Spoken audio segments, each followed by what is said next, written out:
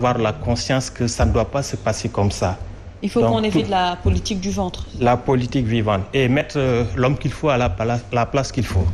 Vous savez, donc, en matière de politique, comme est en train de le faire le président de la République, il est en train de choisir des maires dans certaines localités, ce qui n'est pas normal. Je pense qu'avant d'être maire quelque part, il faut vraiment connaître le terrain, il faut habiter dans cette commune, connaître les problématiques de cette commune aussi.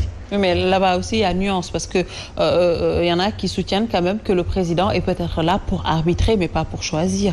Oui, mais il peut arbitrer quand même, mais pas pour choisir. Si par exemple, dans une commune, il y a 2 candidats, donc là, on peut aller à des élections. Moi, je pense que c'est ce qui est normal. Aujourd'hui, les habitants des communes doivent prendre les choses, leur destin en main. De ce fait que donc ils vont connaître les problèmes des populations, les BAB des communes. C'est ça. D'accord. Alors, oui, Abdoulaye, avant de parler maintenant des coalitions... Je crois également qu'il faut impérativement que l'on puisse repenser justement à notre cadre de vie, notre propre environnement. Parce que vous voyez la ville de Dakar avec ses 19 communes, mais c'est une ville totalement bétonisée. Et le cadre de vie aujourd'hui se détériore de plus en plus et de mieux en mieux.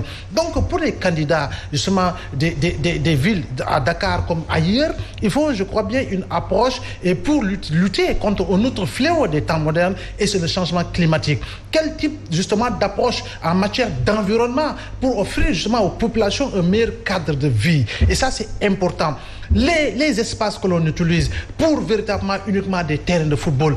Justement, pour reprendre le propos de M. Mboup, c'est on corrompt les jeunes des différentes communes à travers l'installation de terrains de football avec un tapis synthétique, un petit terrain de basket et le tour est joué. Je crois bien qu'il faut que l'on change. L'intercommunalité doit être véritablement palpable, doit devenir concrète, doit devenir une réalité absolue. Parce qu'assez souvent, un terrain, sépare 2 communes, mais au nom de l'intercommunalité, je crois bien que ces 2 communes peuvent se retrouver autour de projets innovants pour véritablement aider les jeunes désœuvrés, pour aider les jeunes en quête d'emploi, pour aider les jeunes femmes dans les différentes collectivités qui sont très fatiguées, qui sont devenues vendeuses de bissap, vendeuses de glace, qui sont devenues vendeuses de tchaf ou de n'importe quoi, mieux les aider et mieux les encadrer à travers justement des formations et leur donner l'outil qu'il faut afin qu'ils puissent participer justement à l'effort de développement de leur commune.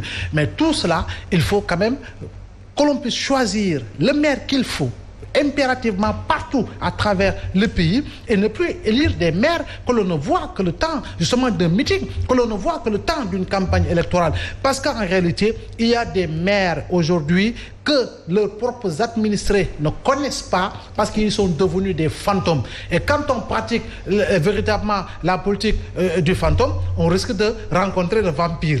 Voilà, donc il faudra faire très attention et aller dans le sens, en tout cas, de permettre aux Sénégalais, aux citoyens, en tout cas, de pouvoir se dire qu'enfin, nous avons élu le maire qu'il faut par rapport aux besoins de nos communes et lutter justement contre l'insécurité qui est devenue galopante partout, surtout dans les SICAP aujourd'hui.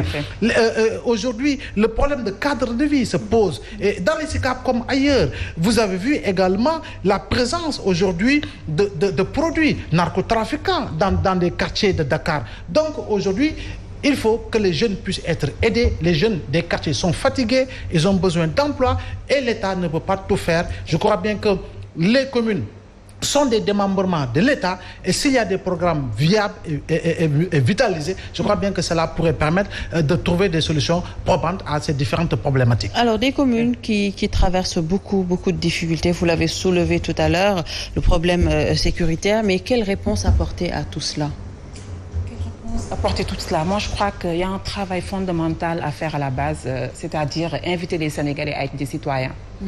Parce que si on n'est pas citoyen, on ne comprend pas les enjeux.